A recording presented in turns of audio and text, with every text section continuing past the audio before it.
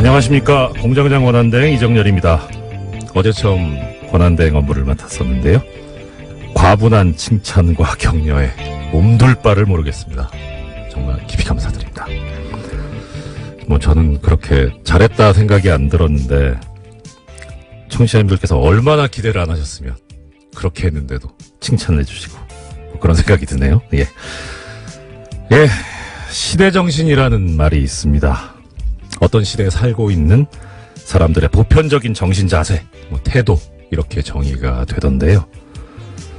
한 해를 마무리하는 지금 2017년의 시대정신은 무엇일까 한번 생각을 해봤습니다. 작년 말부터 시작된 이 광장의 뜨거웠던 열기, 촛불, 그리고 국민의힘으로 이루어낸 최고 권력자 파면, 문자 참여운동 등등을 생각해보면은 현재 시대정신은 국민 참여, 직접 민주주의가 아닐까 하고 감히 말씀을 드려봅니다. 이렇게 국민들은 능동적이고 깨어있는데 이런 훌륭한 국민들을 아직까지 가르치려고 드는 사람들이 있어요. 그 사람들은 스스로를 지식인이네, 오피니언 리더네 이렇게 얘기를 하더라고요. 아무리 많이 배우면 뭐합니까? 아무리 번듯한 직업 갖고 있으면 뭐합니까? 연봉 많으면 뭐합니까? 시대정신을 모르는데. 국민을 가르치려고 들지 마십시오. 가장 훌륭한 스승은 바로 이 나라의 주인인 국민입니다. 농부가 어찌 밭을 탓합니까? 연휴를 마치고 일터로 향하고 계신 우리 위대한 대한민국 국민 여러분, 오늘도 힘내보십시다. 이상 공장장 권한대행 이정열 생각이었습니다. 공장문 열겠습니다.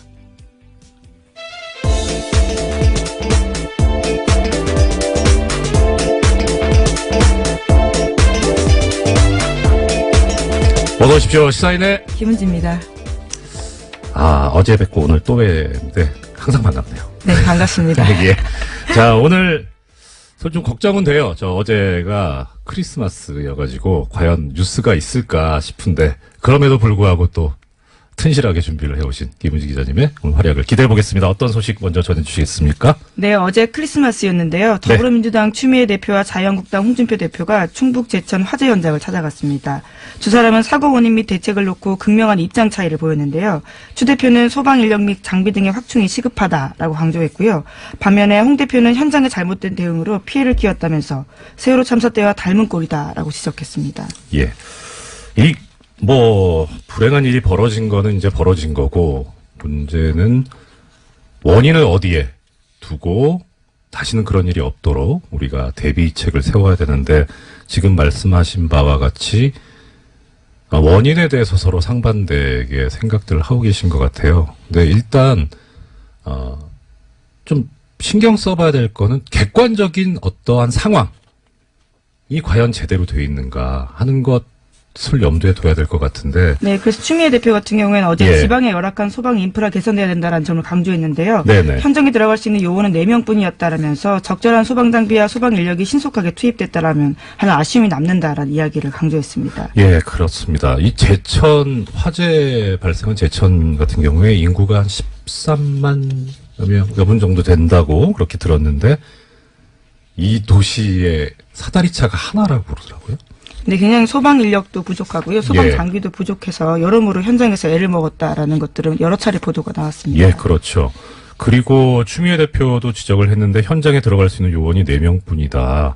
그러니까 전부 소방서에 계신 분들이 10분 정도? 3교대제로 운영하고 있으니까 산술적으로 생각해도 3분, 많으면 4분. 근데 또 그런 말씀들 하시더라고요. 그러니까 실제 편제는 그렇게 돼 있는데 막상 신고받고 출동할 때는 2명만 가도 다행이다. 1명이 가는 경우가 너무 비일비재하다. 그러면서 가시면 사다리차 설치해야죠. 제일 많이 하시는 말씀이 그거더라고요. 왜 불 끄시려면 소방호스 가지고 물을 뿌려야 되잖아요. 근데 그냥 봐도 소방호스 이거 수압이 상당할 텐데 혼자서 갖고 하시면 이렇게 반동이라 그래야 되나요? 이렇게 튀어나와가지고 예, 어떻게. 몸이 밀릴 수 있는 그렇죠. 거죠. 그거 훨씬 더 품이 있어 보이네요. 네, 반동이 더 그렇습니다. 반동은 왠지 반동 분자가 생각나서 좀 종북스러워서 싫어요. 네, 그래서 이 두 분이 해서 저기 조를 이뤄야 되는 예, 상황일 것 같은데요. 조를 이뤄야 된다. 이것도 좋은 표현이죠. 예, 아유, 네. 감사합니다. 오늘 저는 여러 안 차례. 되네요. 일단 현장의 인력과 장비가 이렇게 부실하고 열악한데 이건 확충해야 되지 않느냐. 네. 예. 오늘 아침 한겨레신문이 그와 같은 지적들을 했는데요. 아, 네. 서울 등 대도시와 제천 등 중소도시 사이의 소방 경력 차이가 굉장히 크다라는 겁니다. 제천 같은 경우에는 서울에 비해서 소방 인력이 절반이다라는 건데요. 네. 그러니까 기본적으로 어떤 위험의 양극화가 있을 수밖에 없는 상황이다라는 거죠. 그렇죠. 사실 뭐 수도권에 사는 분들이나 뭐 지방 도시에 사는 분들이나 뭐 생명의 소중함 다 똑같잖아요. 그러니까 여기에 대해서 격차를 두면 안 되는데 그런 또 보면은 여기에 대해서 사람들이 얘기를 할 때 이런 얘기들을 합니다. 지방자치단체 중에 소방서 설치가 안 돼 있는 데도 있고 또 그런데 한편으로 집값 떨어진다고 소방서 설치를 반대한 지방자치단체도 있고 또 이거 관련해서 그런 얘기가 있습니다. 소방직을 국가직으로 네, 지금 그렇죠. 이제 지방자치단체한테 맡겨져 있는데 지금 소방 인력들의 지금 굉장히 큰 염원 중에 하나입니다. 그렇죠. 네. 이게 어떻게 보면 그 지방분권화를 권력의 분산을 요구를 하고 있으니까 지방직화하는 게 맞지 않느냐, 그대로 두는 게 맞지 않느냐 하는데 지방직이 되려면 전제로서 지방자치단체의 예산이 풍부하고 그렇게 해서 지원이 잘 될 수 있어야 되는데 사실 우리나라 지방자치단체 중에 이 재정 자립도가 높은 데가 그렇게 많지 않지 않습니까? 그러니까 이런 인명을 다루는 생명과 국민의 안전을 다루는 이런 식은 그야말로 국가직으로 해서 빨리 예산 확충을 시키고 국민의 안전과 생명을 지킬 수 있도록 했으면 하는 그런 마음입니다.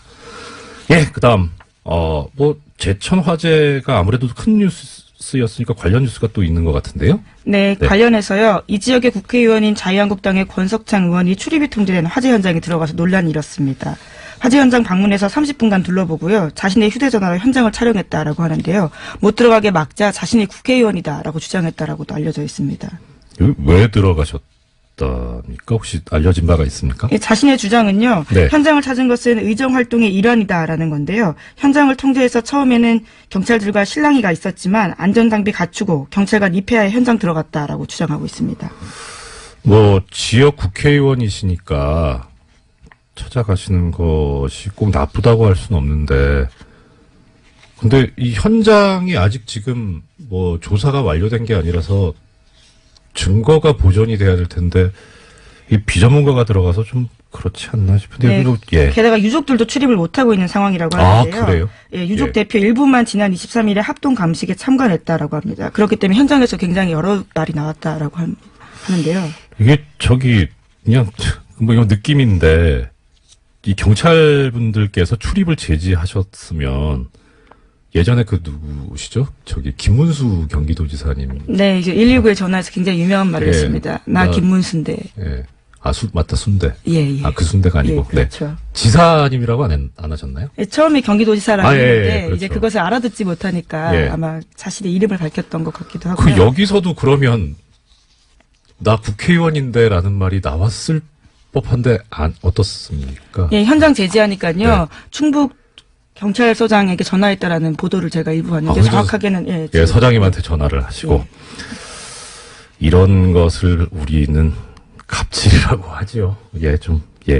그래도 불행한 일이 벌어졌는데 가급적이면 좀 빨리빨리 이렇게 대처를 해서 상처를 치유할 수 있도록 서로 좀 힘을 합쳤으면 좋겠습니다. 여기 좀 도와주십시오. 네. 다음 소식 어떤 소식이 있습니까? 네, 최경환 자유한국당 의원이 특수활동비 1억 원을 받았다는 혐의로 구속영장 청구됐다라는 사실 다들 기억하실 텐데요. 네네. 이와 관련해서 영장실질심사가 올해 말까지 열리지 않을 것으로 보입니다. 그렇죠. 23일 종료 예정이었던 12월 임시국회가 여야 대치로 내년 1월 9일까지 연장됐기 때문인데요. 체포동의안을 처리할 국회 본회 일정이 잡히지 못하고 있습니다. 이게 원래 법에 의하면은 법원이나 검찰로부터 체포 요구에 관한 이제 동의안이 접수되면은 그것을 본회의에 보고를 하고 최초로 열리는 본회의에 보고를 하고 보고한 때로부터 24시간부터 12시간 사이에 표결을 하게 돼 있는데 이 보고조차도 지금 안 돼 있죠. 본회의가 열리지 않아가지고 원래는 22일 날 보고하고 그 다음에 끝내기로 네, 그렇죠. 표결조차 하지 않기로 합의한 바가 있는데요. 예, 그랬죠. 지금 이 일정 자체가 진행되고 있지 않은 겁니다. 예. 그 대놓고 직무유기하겠다는 거잖아요. 참. 안 그래도 정치권이나 국회의 그 신뢰도가 높지 않은데 이런 식으로 또 그 와중에 이제 그 본회의도 열리지 않았으니까 원래 임시국회가 특별한 의사일정 합의 없으면 30일 회기여가지고 그러니까 지금 아까 말씀하신 대로 1월 9일까지인데 자 1월 9일까지 해넘겨서까지 그러니까 의사가 있는지 아닌지까지는 모르겠는데 이거 방탄국회 아닙니까? 예, 좀 국민들하고 자꾸 이렇게 거리감 생기는 이런 행동을 자꾸 해서 어떻게 하시려고 하는지 참 심히 걱정스럽습니다. 네, 뿐만 아니라 이우현 자유한국당 의원 같은 경우에도요, 이번 주 중으로 사전 구속영장 청구될 방침이다라고 알려져 있는데, 네. 10억 원대 불법 정치자금 및 공정 헌금 받은 혐의거든요. 예, 이 또한 같은 상황입니다. 이분은 편찮으시죠? 네, 많이들 건강들이 안 좋으신 것 같아요. 날도 안 좋고 그래서 예, 속히 쾌유 치료를 받으셔가지고 쾌유하셔서 영장실질심사에 임하셨으면 좋겠습니다. 예, 다음 뉴스는요? 네, 뉴스타파가 홍준표 자유한국당 대표의 유죄 혐의를 입증할 정황 증거 하나를 찾았다라고 보도했습니다. 홍 대표는 성완종 전 경남기업 회장에게 1억 원을 받았다라는 혐의로 재판받았지만요. 어제 전해드린 바와 같이 대법원에서 최종 무죄 났습니다. 법원의 판단은 돈을 줬다고 말한 성완종 전 회장이 순직에 전한 인터뷰가 증거 능력이 없고 또 돈을 전달했다고 하는 윤승모 전 경남기업 부회장의 진술의 신빙성이 떨어진다라고 판단했는데요. 윤 전 부회장 같은 경우에는 돈을 홍준표 의원실에서 줬다라고 했는데 당시 상황을 묘사한 바가 있습니다. 그런데 이 부분이 신뢰성이 떨어진다라는 거거든요. 뭐라고 진술했냐면 네. 척당불기라는 글씨가 의원실에 걸려 있었는데 홍준표 대표 쪽 반박은 그것은 의원실이 아니라 당대표실에 걸려 있었다라고 주장한 겁니다. 그러니까 의원실엔 한 번도 걸려 있은 적이 없다라는 것들을 법원이 받아들인 건데요. 네네. 그런데 뉴스타파가 찾아낸 동영상을 보면 2010년 당시에 홍 대표 의원실에 관련된 글씨가 붙어 있습니다. 아이고 뭐 일반적으로 생각할 수 있는 거는 아니 왜 이렇게 바로 나올 거짓말을 하냐 하는 그런 비판 있을 수 있는데 저는 이 소식을 듣고 그 생각이 들더라고요. 빨리 좀 내놓지. 늦게 찾아나 봅니다. 그러니까요. 네. 아유 아까워요. 자 이거 관련해 가지고 많은 분들이 물으시는 게 새로운 증거가 나오지 않았냐. 그러면 이걸로 이제 상황이 바뀌었으니까 재심을 해서 처벌을 할 수 있지 않겠느냐 그런 문제를 제기를 하시던데요. 우리나라 형사소송법에 의하면 재심은 피고인에게 유리한 경우에만 할 수 있습니다. 무죄가 되거나 내지는 적어도 형을 낮출 수 있는 사정이 생겼을 때, 그런 증거가 발견되었을 때, 그때 할 수 있는 건데요. 근데 지금 이것은 피고인한테 불리한 거라서 이거 일사부재리 원칙 때문에 재심은 우리 법상 허용이 안 됩니다. 많이 안타까우시겠지만 법이 그렇기 때문에 법이 그렇다는 것을 좀 알아주셨으면 하는 그런 마음입니다. 예, 그리고 또 중요한 소식이 하나 있다고요? 네, 검찰 과거사위원회 검토 대상 사건에 배우 고 장자연 씨 사건 등 8건이 추가됐다라고요. 중앙일보가 보도했습니다. 검찰 과거사위는 검찰의 부적절한 사건 처리 의혹을 조사하는 건데요. 네. 장자연 사건 같은 경우에는 2009년 탤런트 장 씨가 유력 인사들의 접대를 받다가 스스로 목숨을 끊으면서 수사가 시작됐습니다. 네. 당시에 일부 인사에 대한 봐주기 의혹이 제기된 바가 있는데 법무부 검찰 과거사위가 이것들을 다시 검토하겠다라고 밝힌 겁니다. 자, 검찰 과거사위원회에서 새로 이제 과거의 부실 수사에 관해서 진상조사를 하겠다는 말씀인데 지금 그 중에 장자연 씨 사건 기자님께서 말씀을 주셨습니다. 아시는 분들은 또 아시겠지만 어떤 분들은 또 모르실 수도 있으니까 이 사실관계를 좀 김 기자님께서 약간 설명해 주시면 좋겠습니다. 네, 이제 2009년에 벌어졌던 사건인데요. 말씀드렸던 바처럼 유력 인사들의 접대를 강요받다가 스스로 목숨을 끊었다면서 유언을 남기고 그리고 그 유언장이 있었거든요. 네네. 그 내용들이 그 당시 굉장히 화제였습니다. 예. 그런데 경찰 수사가 시작되었는데 경찰은 5명을 불구속 기소 의견만 하고 검찰에 송치했습니다. 그런데 그때는 성접대 의혹이 아예 빠져 있었거든요. 그러니까 이 문건에 보면요.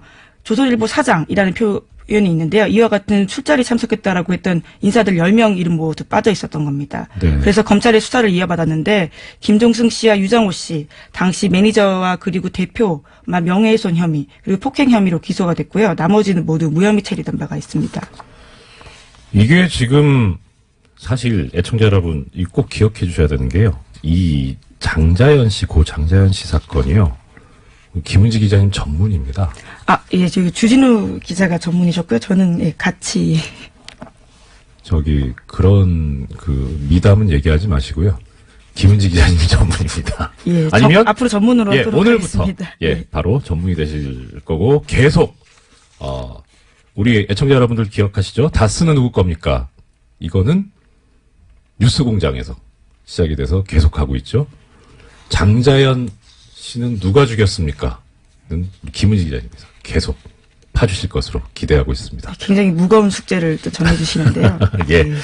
자, 여기에 근데 이제 관련되는, 아까 이제 접대 강요도 있었고, 껄끄러우실 수도 있는데, 언론사가 관련이 되어 있지 않습니까? 네, 그 당시에 그래서 검찰 공소장을 보면요.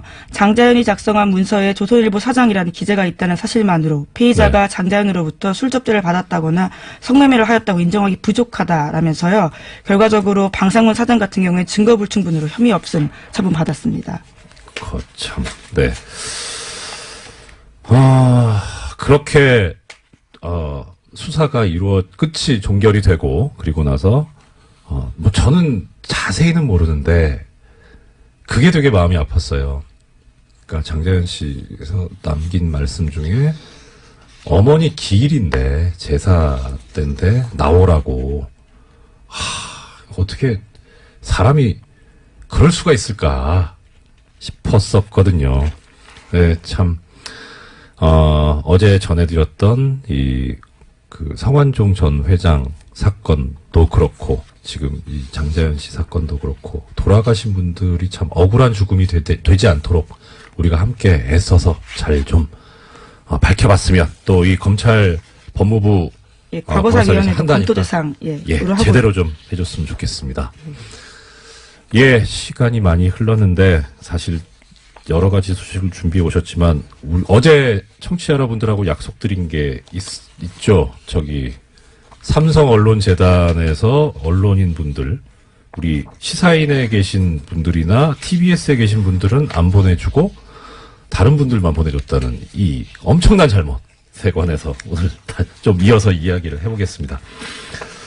지금 언론재단 나오는데 이 언론재단이요. 실제 사업이 어떻게 되는지 혹시 나온 얘기가 있습니까? 비용이라든가 회계를 어떻게 처리한다 이런 것들요. 예, 언론재단은 아니고요. 이게 지금 삼성 해외 연수 사업이라고 할 수 있는데요. 이제 주신 자료들을 보면 어제도 말씀을 잠깐 하셨지만 소속사 대표의 추천을 받은 언론인이 그 그룹당 한 명씩 추천을 받아서 갈 수 있는 상황인데 1년 동안 $10,000를 학비로 받게 되고요. 또 체제비 같은 경우에 $3,500를 받는다라고 합니다. 예. 여기 보면 월요? 네, 그렇죠. 여기 보면 삼성언론재단의 경우 목적 사업비의 80%, 그다음 상남언론재단 여기는 LG 계열인데요. 이 85%를 언론인 해외 연수와 어학교육 지원에 사용해 오고 있다고 합니다. 그러니까 이 재단 자체가 아예 그 목적인 거죠.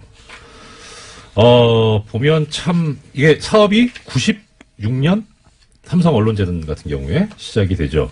시작이 되고 2016년까지 있었습니다. 여기 기술을 그래서 하나씩 붙이시더라고요. 삼성언론재단에서 보면 22기까지 2016년에 그래서 이제 2017년은 못 가셨고.